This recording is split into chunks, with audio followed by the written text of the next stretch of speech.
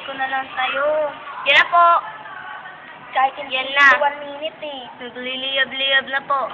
Yan na po, kitang-kita natin mga karepapid. Yan na po, kitang-kita ang notebook. Kaya ngayon, bibidyohan din ni Bernadette.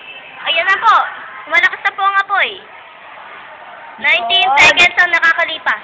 Yan yun eh. Yan na po. Yan, tinatapon lahat ng mga ala-ala.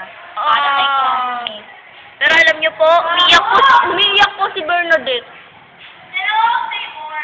Yan na po. May usok-usok na. Yes, inipan po ni Kuya Aaron. Inipan po para lalo. Ano ba? Iniipin ko nga yung ashes eh. Ano siya ba? Ayos ka. Okay. 50 seconds na nakalipas. Di ba ang selection ba? Oo. Bakit? Problema mo?